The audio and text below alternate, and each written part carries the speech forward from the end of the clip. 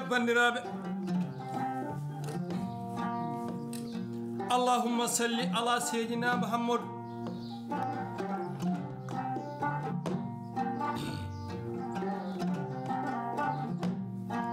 caggal yettude allah e julde e nelaɗo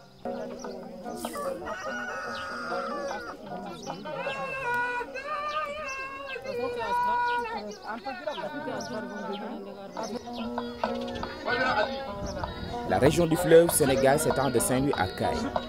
Elle abrite une multitude d'ethnies, ce qui rend sa culture diversifiée, avec la musique comme cordon ombilical.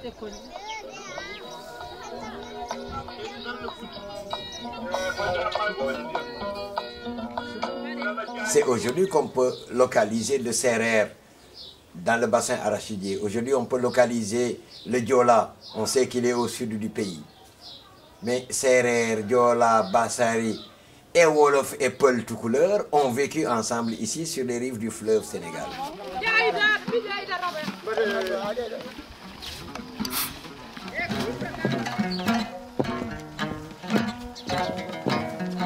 اللهم صل على سيدنا محمد وسلم شغل يتود الله جود نلال الله صلى الله عليه وسلم بيدل النبي دير النبي دير جبين يا بدني ما كما ما كما دني بودي ما كما كمبولو ما كما جالي ما كما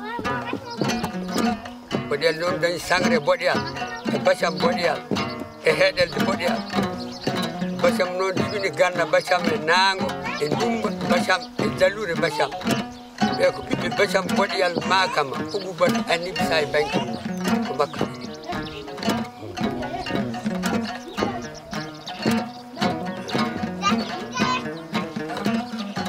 ko wiete pollo kende tan ceerni dimen kono foko goto kambe jidi mo jidi bab e wo mecce de ceerni de ko woni bambande Allah wadi kadi kanko woni kadi mbikedi bambido keceje sengari ha do ko ene ba harun yar jaran nadir ko samari wali jakara matigin tere dom dokal do na woni ni taru awiti mamud abdullah yar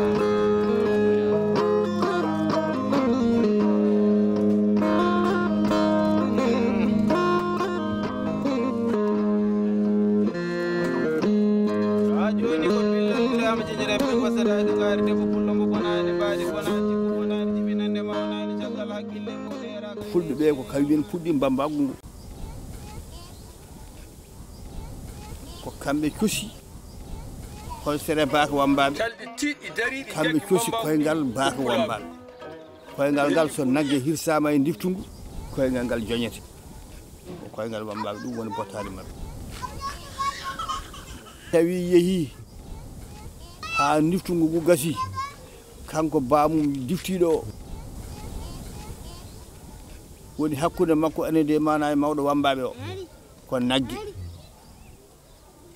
puccu ha yetti mbabba ha yetti ngeroba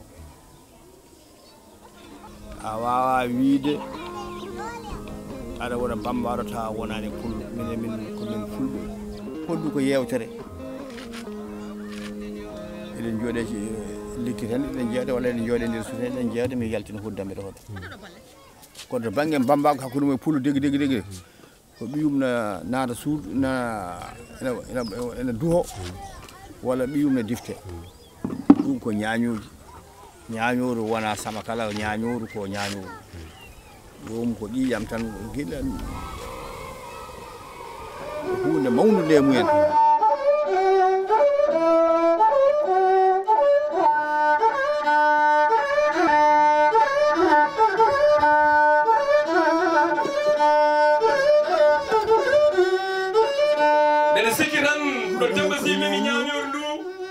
iwɗene ñañoji fata joni e hoddu noon kam min jii hoddu ala frontiére ka janggat tan sa wawi kolli noon muri min koye sarkulleɓe gaddi ɗumen ɗo dañe yimɓe he jangguɓe hen kolli ha meccal kolligal wawti ñañoji ɗi amin jiguino mawɗo goto wiyete ko ma pati cagum so bambago yalte ñañoru o yinuflat a natti joɗade jogoɗa bolongaji kofna lamɗo o wi kadi ɗon ñayini fof nani e domaine men mo jareten hannde o nani kinema wana yawari ko fe mane kayne wana wutari koli gande wali jam yurminima kunde pulloy wambabilo yalali jaja sadige sangre bode yalma kama on pullo yelano yelo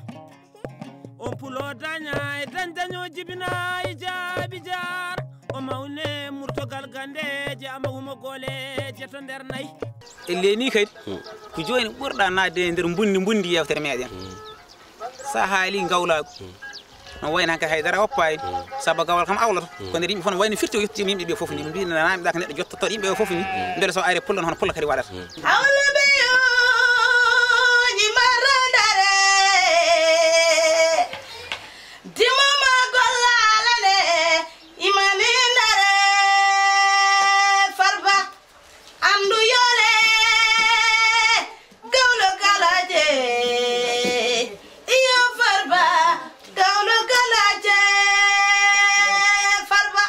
la cosaan la fii lañ ko fekk te bëgg leen ko bay waaw duñ ko bay te duñ ko musu bay ñoom tamit buñ demee ba mënatu ñun gone yi ñoo koy jëlaat dawol say kumat po yi di ci say ci tan say bu gem say kumat waaw di ci tan say kumat ci geer bi jaatira ban njaada noy mabbe sabi njaada gere kabe kal ndewa noy mabbe ñu pied paldi po yi Lorsque le guerrier toucouleur Koli Tengela arriva dans le Fouta avec son armée, il fut intronisé par le chant Yella, qu'entonnèrent les femmes de son cortège. Cette mélodie onirique marqua la fin d'un long périple à travers plusieurs pays d'Afrique de l'Ouest.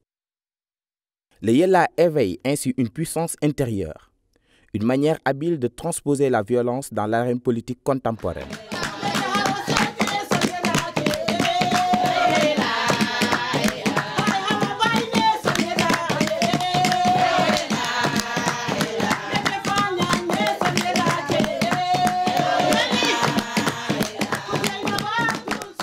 L'ethnie Gawlo, lui, il est tout le temps dans la ville, il est tout le temps proche des Torobé, des Richards, et il incarne, on peut dire, la richesse, le luxe. C'est là-bas qu'est né, même dans la façon de chanter ou de parler un peu de les ancêtres de quelqu'un, il y a une différence.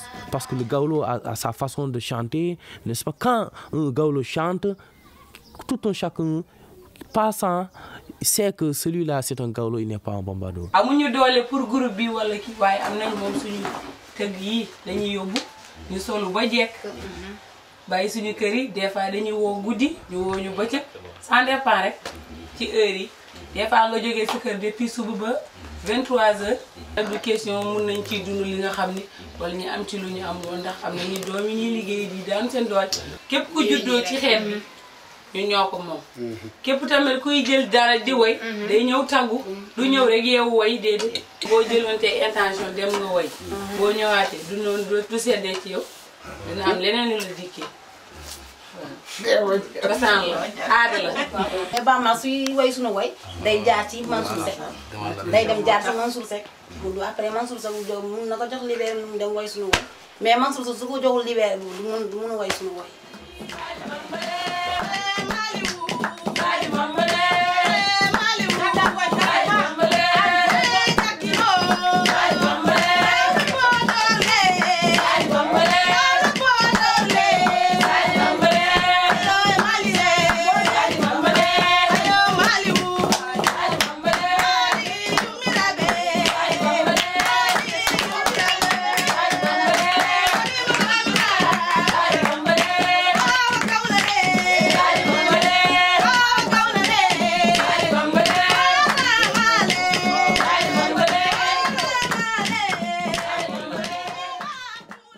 La région du fleuve, comme son nom l'indique, abrite beaucoup de cours d'eau.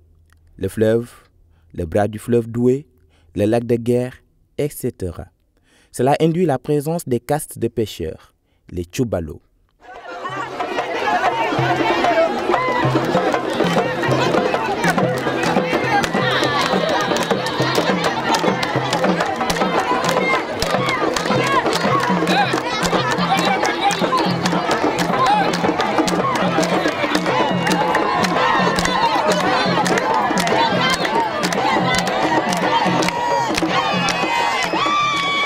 caste qui a toujours fait partie de la classe des Rimbe, les nobles, a ses spécialités musicales liées au fleuve, le Pekan.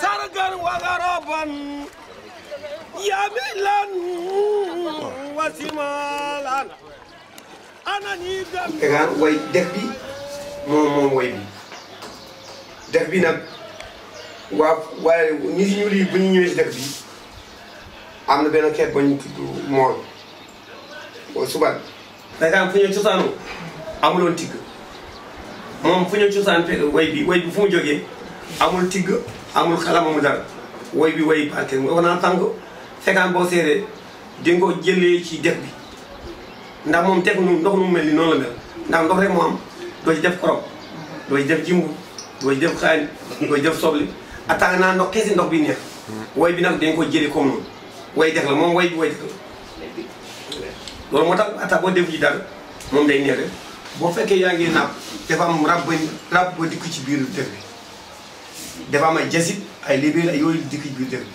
kooku moo lii ko ba nga xam ni ñooñu dañoo dikk ci def bi dañoo napp foofu ñoom ñooy daje toujours dafa am bis dañoo xeex ci libér yi xeex ci jasit yi xeex ci rab yu def yi léegi way bi nag mooy mooy may nit yi doole bu ñu mun def lu ñu def ndax fekkaan bi fukki yaa ngi woy Pekan comme kii léegi doomu mool wala fuutul bokk boo fekkee yaa ngi woy Pekan dee si gis bopp ndax dangay woy boo commencé nii léegi ngay woy ngay dem penku dëkk bu ne da koy tudd boo fekkee dëkk bi dafa am booyum palaat ba nga xam ne def xuut palaat bi te doon xeex yesi foofu wala ray foofu ay libér wala yooyu dangay tudd bis dangay tudd place bi boo tuddee place bi dangay tudd ku doon xeex démb ci jasit bii ci place boobu. Comme ni ma ko waxee Pekan du ko taxoon a jóg c'était pas une musique d'animation culturelle ou de folklore non c'était toute une musique lyrique et même mystique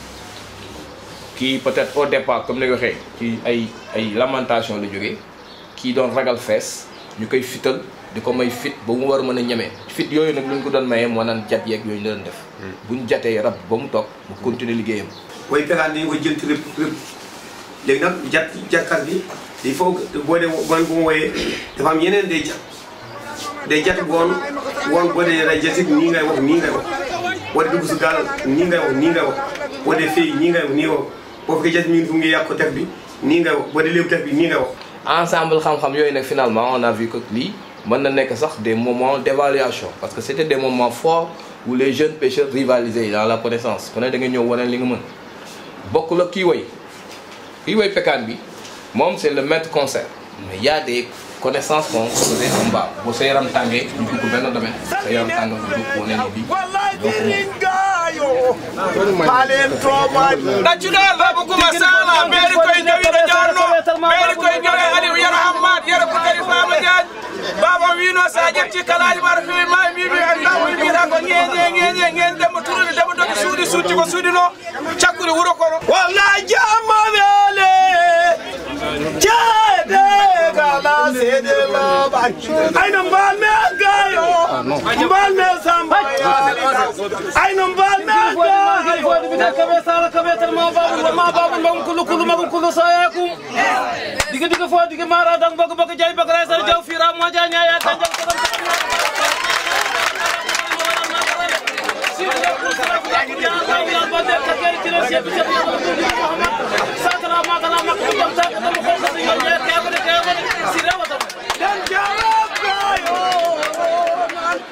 man lépp lam li ngay wax il faut wax la am Pekan moom li ngay wax lu am rek ngay wax lu musoon am ngay wax nit ngay tudd du ngay tudd ci def bi encore lu am boo tuddee ñëpp na ko déglu te way Pekan bii ni la way yeneen way bi ndax yeneen way mun mu toog poto rek nga mun way yeneen way bi mu toog poto rek nekk waykat ngay kalaat ngay way wante Pekan bii boo def yaa ngi way il faut nga def jaasi dikk yi ngay def dik bu nekk fanaan foofu dik bu nekk yëndu foofu laaj fii teen bi kan moom moomoon dem. Mais la forme originelle, quand même, on l'a perdu. Mais il faut qu'ils vivent de leur art. Maintenant, au lieu de chanter peut-être pour faire sortir le poisson, il va chanter la personnalité qui est là, le glorifier que tout dit, bon, histoire de le ramener, quand même, de faire revivre en même temps ce qu'il a comme tradition, mais aussi essayer de coller à la réalité.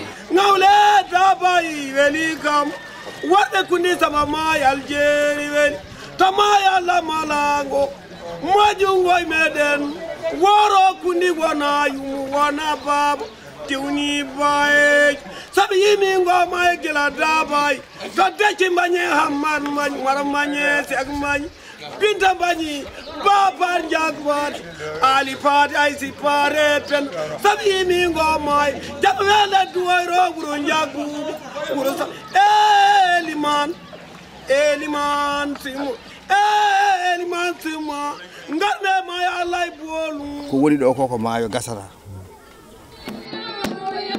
D'après cette métaphore du vieux Sow, la région du fleuve présente des diversités musicales attribuées à d'autres castes comme les Laobé, les Galou, les Maures et tant d'autres. Nous nous intéresserons à celle des Maures.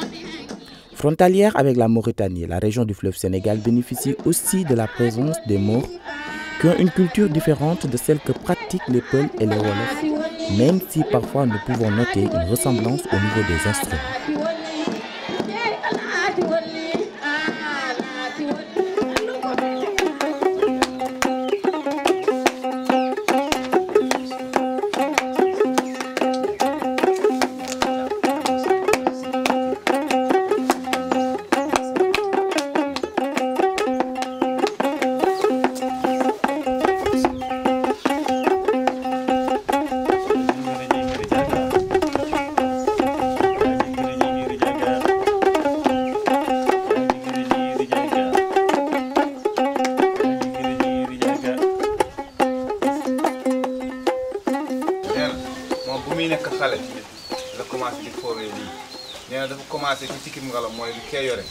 ci la commencé bu mu jógee ci lii directement ci bii la dal depuis boobu nag ba léegi. wana ceerno wana sana Allah ina laa ɗum Allah yàlla rek moom moo ko may xam-xam bi demul ci sëriñ demul ci kenn yàlla moo ko may moom tamit.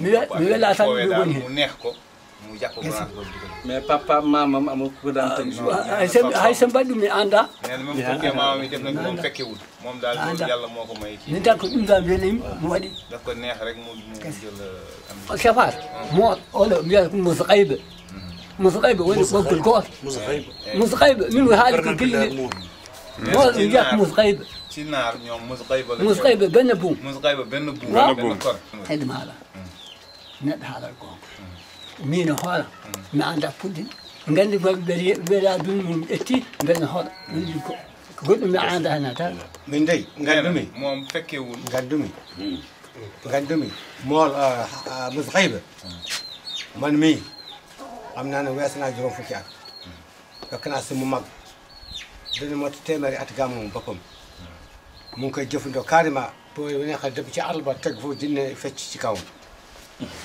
dégg nga kooku moom man seeti naa ko naar yi yàgg nañ ci moolal Moussa Kaybe mbiyen maami ndeen mine min gandi Moussa Kaybe ndeen Haalpulaar naatay capato naatay Haalpulaar minen min gandi ɗum koye Haalpulaar min goni anani capato resata tukulor resata capato ndeen on jamanu mbimo taw ko mawɗo fof nen Haalpulaar capato kala mbawɗo wawi ɗo place ɗo fof bu mu demee sàmm bu mu dooree sama mbii suma béy yi ngi ñëw daw jubli ci man bu mu dooree béy bi suma toxor béy yi ngi ñëw ñu ngi cëpp ci man ñu ngi mbee maa ngi toxore rek boobu ñun nag xam nañu ko noonu nag ak béy waaw bu ñu sàmmee kay moom boo reeree rek ba dooree sa toxor bi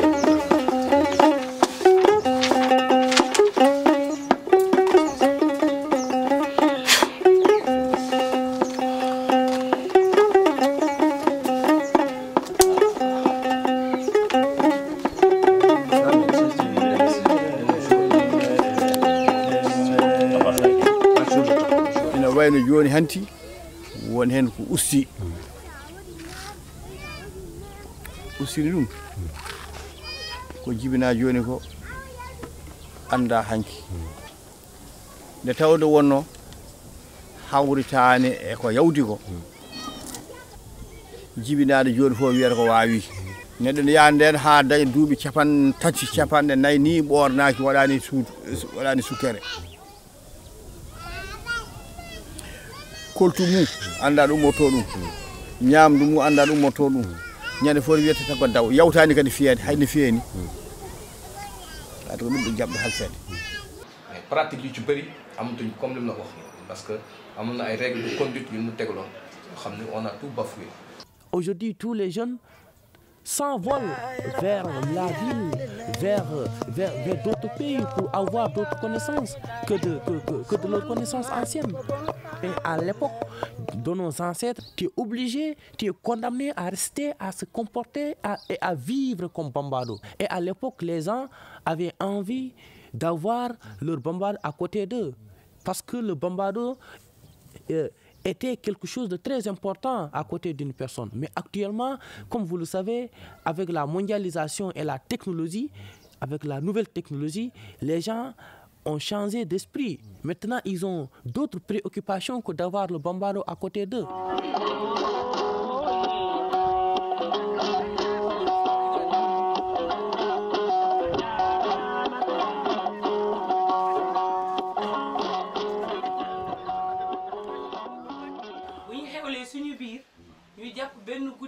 Depuis 8 heures ci guddi ba bët set dañu wayal suñu bopp ñëpp taxaw di seede ba bët set bi ngay mujjee woo meer bi boobu ñu suñu bës la woon ñu ñëw fekk si suñu yaay ak sëti ak lépp ñoom dee nañu dem nañu des ñi ñu ngi ci lu xew nag ñu ngi ci dëkk bi. D'abord, avant même de parler de promotion de la diversité, il faut d'abord qu'on puisse sensibiliser les gens sur sa sauvegarde. Qu'on puisse d'abord identifier quels sont les éléments de notre diversité. Si on parle par exemple des instruments de musique, qu'est-ce qu'on a? Et on répertorie tout. Si on parle des rites, des traditions, qu'est-ce que nous avons? On répertorie tout. Si on parle aussi du savoir-faire artisanal, donc ce n'est pas seulement un ou deux éléments, on répertorie tout. Et après, quand on aura tout répertorié, donc on dira voilà l'ensemble de nous, voilà ce que nous avons comme diversité. C'est quelque chose de concret. Ce sont nos valeurs, ce sont nos traditions. Pour identifier, pour déterminer que tel ou tel autre élément est de la diversité, donc il faut donc des connaisseurs, il faut des experts. Donc il faut aussi qu'on puisse sélectionner une expertise. Il faut mobiliser les ethnomusicologues, c'est-à-dire qui est dans l'ethnologie, dans l'ethnographie, qui est dans la musicologie. Ce n'est pas seulement le musicien, parce que le musicien, il ne fait que jouer. Mais il y a des gens qui, formés ou non, qui s'intéressent à l'histoire de la musique. Et pour le faire maintenant, il faudra mobiliser aussi des énergies pour sensibiliser les gens. Moi, je proposerais qu'il y ait les mouvements de jeunesse, qu'il y ait... Parce qu'il n'y a que les jeunes qui peuvent porter ces dossiers sensibles. Les écoles, on peut mettre les programmes de diversité à tous les niveaux, en instruction ou en éducation civique. Voilà, on peut proposer ces choses comme ça, des choses comme ça. Il faut créer aussi un musée. On croit qu'il est difficile de garder quelque chose qui est immatériel, qui est dans l'esprit. Or, c'est possible. C'est possible. On est quand même au 21e siècle. Aujourd'hui, on est à l'époque quand même des antiques. Voilà, on peut tout garder. On peut faire des investigations en équipe. Et après, le document qu'on aura réussi à obtenir, il ne faudra pas aussi qu'on le galvaude. Il faudra qu'on le garde.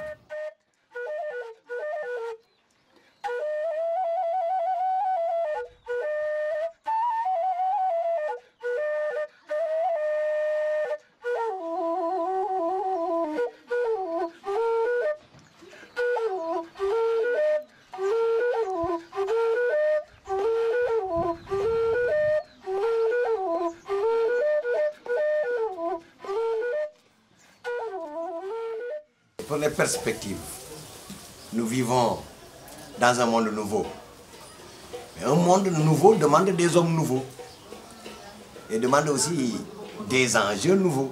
Le monde nouveau, il vient et il amène, il pose de nouveaux jalons, des enjeux nouveaux. Aujourd'hui, qu'on le veuille ou non, on ne peut pas ne pas s'inscrire dans la dynamique de l'économie. Aujourd'hui, on parle de développement durable. Donc les perspectives de notre diversité culturelle ne sauraient s'éloigner des perspectives qui sont universelles. C'est que cela rejoigne la marche du monde. Donc la perspective, c'est d'étudier la rentabilité de la diversité. Si la diversité n'est pas rentable, elle n'a aucun intérêt. Donc il faut aussi que l'État, que les collectivités locales, la mairie, le conseil départemental, etc., donc réfléchissent sur des choses comme ça. Si nous ne voulons pas que nos traditions meurent, il faut tout faire pour créer des réseaux qui feront en sorte que ceux qui s'occupent de ces traditions-là puissent en vivre. Le trésor de la diversité, c'est un trésor que nous avons fabriqué. Ça, ce n'est pas la nature, c'est l'être humain qui l'a fabriqué en complicité étroite avec la nature. Mais c'est la nature qui l'a créé, qui l'a fabriqué, mais à une longue échelle. C'est à une échelle extrêmement longue. Quand on entend un chant classique d'El Wahd Ndiaye, ou bien Mansala Cissé, on aime le chant. Et quand on entend, on sait que ça c'est un chant classique, c'est tout. Mais on n'imagine pas qu'est-ce qui s'est passé, combien de temps s'est écoulé pour que ce chant-là puisse être livré tel quel. Donc on n'a pas le droit de ne pas bien traiter ce chant-là. Donc maintenant, la perspective nous commande vraiment de bien traiter ce chant-là et de le vendre en tant que chant. Si je veux le vendre en tant que chant, je le vends avec les normes maintenant qui sont modernes. Donc il faut pas qu'on y aille très vite. Très vite, non. Le danger de la tradition, c'est qu'on puisse, à l'époque moderne, utiliser les moyens modernes pour pouvoir le faire vite. Ça dénature. La diversité, c'est un trésor conçu lentement. Le traitement doit être un traitement lent.